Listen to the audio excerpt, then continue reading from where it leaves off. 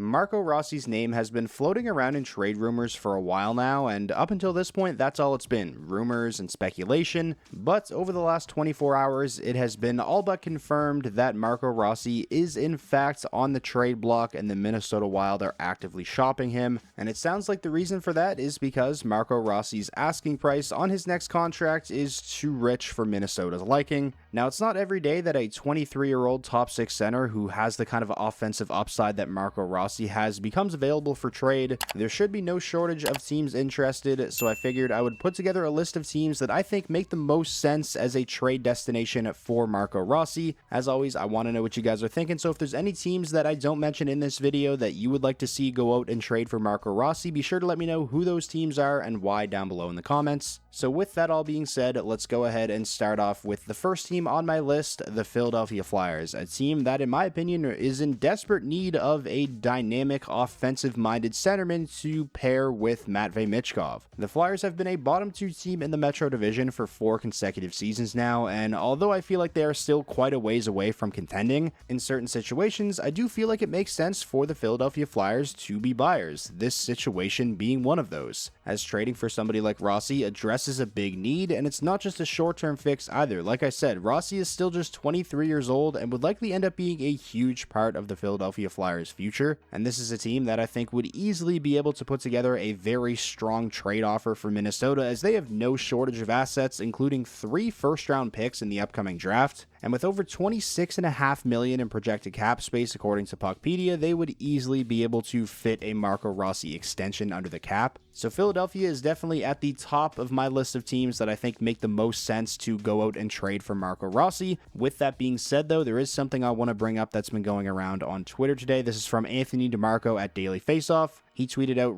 Marco Rossi, I don't think there is a fit with Philadelphia at this time. Speaking with sources, the Minnesota Wild would want Tyson Foerster or one of Philly's late firsts. Philly has no interest in either. Rossi's contract demands are said to be too much for either team. David Pagnotta then added on to that, saying, further to Anthony's reporting here, I'm hearing Rossi's camp is looking for a deal similar to Matt Boldy. All indications are he's asking for something in the range of 7 years, $7 million per. So even though I think the fit makes a lot of sense, it's sounding like Rossi to Philadelphia may not happen, as again, according to Anthony DeMarco, Philly has no interest in moving either one of Tyson Foerster or one of their late first-round picks, which to me is kind of crazy, especially for a team with 3 first-round picks this year. You're telling me you're not willing to move on from one of the later ones to bring in a 23-year-old top 6 center who's coming off of a 60-point season. Now, obviously, there is more to it than that. After trading for him, you then have to sign him to an extension, and it sounds like his asking price may even be too high for Philadelphia. So we'll see what ends up happening, but based off of what's being reported, it is kind of sounding like Marco Rossi to Philadelphia is a long shot at this point. Moving on now to the next team on my list, we have the Winnipeg Jets, a team that has been looking for a number 2 center for a long time now. We saw them go out and trade for Sean Monahan last season, but that only turned out to be a rental as Sean Monahan would leave in free agency. I've said it before, I'll say it again, I think Vladislav Nemesnikov has been very solid in Winnipeg. Adam Lowry is obviously great, but I don't think either of those guys are a number 2 center on a Stanley Cup contending team. So I really think the Jets could use an upgrade at that position to round out their top 6. Now obviously they could go and address this need in free agency by signing somebody like a Mikael Granlund or a Brock Nelson, but if history tells us anything, it's that Winnipeg isn't really a free agent destination. So I kind of feel like the Jets may be better off going out and trying to trade for somebody like Marco Rossi and then locking him up long term to really solidify that number 2 center position for the foreseeable future. And the Jets are also one of the few contenders who didn't go out and make a huge splash at the trade deadline this season. They traded a couple of second-round draft picks for guys like Tanev and Luke Shen, but they still have their first-round pick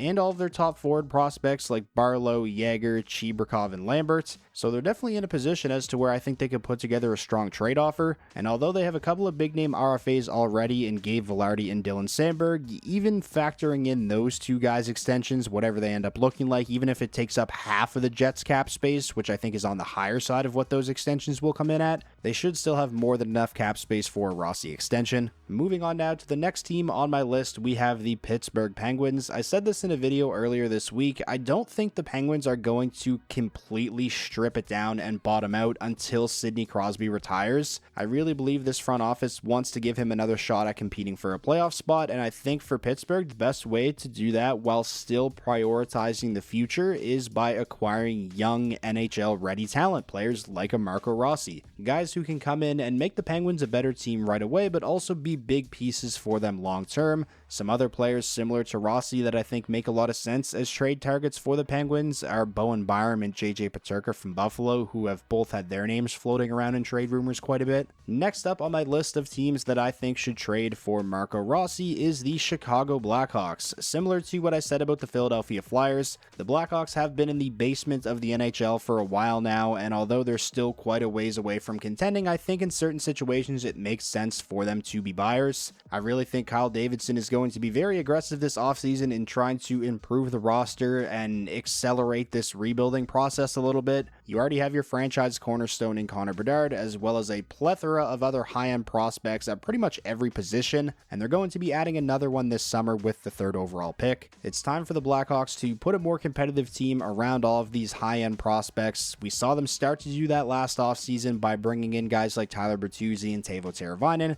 and I expect them to be even more aggressive in looking to do that this offseason, and I feel like somebody like Marco Rossi makes a lot of sense. I feel like he would fit right in with the young core that they've already built, and having a 1-2-3 down the middle for the next 10 or so years of Bedard, Nazer, and Rossi sounds absolutely disgusting. Moving on now to the next team on my list, we have the Carolina Hurricanes, who were bounced from the Eastern Conference Finals in Game 5 last night against the Florida Panthers, in what was, for the most part, yet another very disappointing conference finals appearance for this core. I'm expecting the Carolina Hurricanes to be one of the most aggressive teams in the entire NHL this offseason and looking to improve their roster as much as they possibly can. They have nearly $28.5 million in projected cap space, which is pretty insane for a team that just made it to the Eastern Conference Finals, especially when you consider the fact that they don't have any big-name RFAs that they have to lock up. Sure, they have a couple UFAs that they'd probably want to bring back. Maybe Brent Burns comes back for another season. Eric Robinson is someone I could see them re-signing. He was a pretty solid fit in their bottom six. But for the most part, pretty much all of their nearly $28.5 million in cap space is going to be available for them to spend on bringing players in to try and help get this team over the hump. And on top of all that cap space, thanks to the Mikko Rantanen trade, they now have 4 first-round picks in the next 3 drafts that they can use as trade bait. And I definitely think, especially if they plan on continuing to use Logan Stankoven on the wing, that acquiring a top 6 center should be a priority for the Hurricanes this summer. Sebastian Aho is great, Jordan Staal is fantastic in a shutdown role, but Jesperi Kotkaniemi just isn't a number 2 center on a Stanley Cup contending team. They need somebody in that position with a lot more offensive upside than Kotkaniemi, and Marco Rossi definitely fits the mold. Now, there are a lot of people that think Carolina needs to get bigger, meaner, and tougher, and they wouldn't necessarily be doing that by going out and acquiring a undersized, skilled center like Rossi. But again, I'm expecting Carolina to be one of the busiest teams in the NHL this summer, so it's not like if they went out and traded for Marco Rossi, that would be the only move that they make. Continuing on now, next up on my list, we have the Boston Bruins, who obviously had a disastrous season, missing the playoffs for the first time since 2016.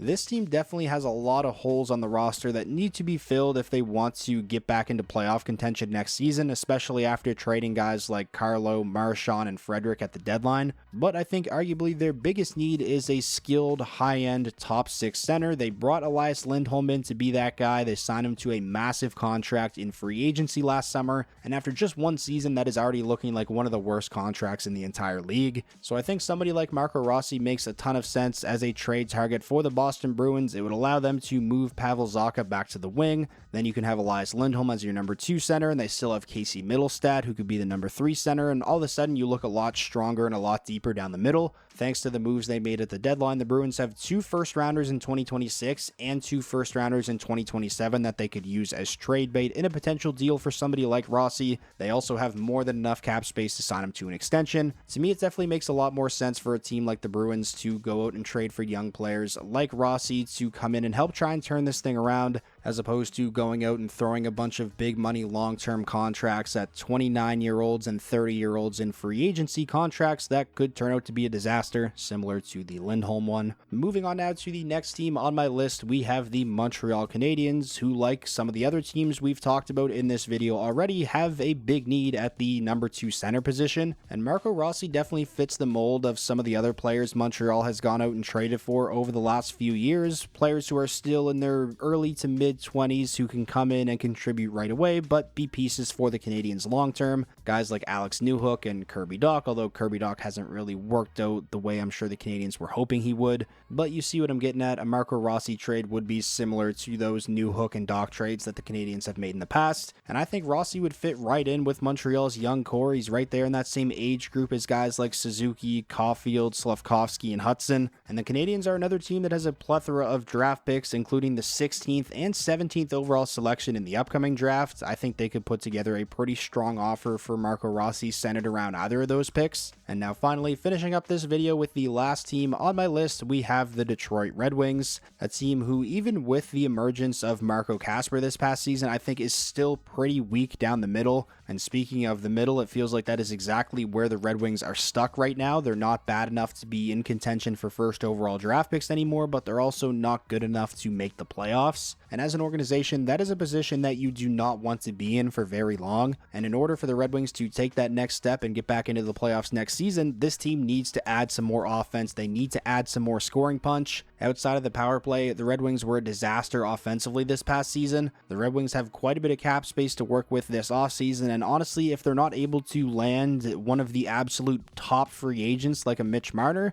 then I would much rather see Steve Yzerman go out and try and make a splash by trading for a player like Marco Rossi, as opposed to signing more middle six veterans to big money long-term contracts in free agency. We saw how that worked out with guys like JT Compher and Andrew Kopp. To me, Marco Rossi is a can't-miss talent and would be a huge upgrade for the Red Wings in their middle six, not just for next season, but for a long time. And a move like this would also allow the Red Wings to continue to kind of ease Marco Kasper into things. He played both center and the wing this past season, and I think he looked especially good on the wing. I'd be lying if I said I didn't love the idea of having a first line of Larkin, DeBrincat, and Raymond, and then having that Austrian connection of Kasper and Rossi on the second line. So that is going to wrap up today's video. That is my list of teams that I think make the most sense as a trade destination for Marco Rossi. Like I mentioned at the beginning of the video, I always want to know what you guys are thinking, so if there's any teams that I didn't talk about today that you feel like should target Rossi in a trade, be sure to let me know who those teams are down below in the comments. And if you made it all this way to the end of the video and you ended up enjoying yourself, please remember to leave a like. It's the best way to let me know that you enjoyed, and it does help out the videos a ton.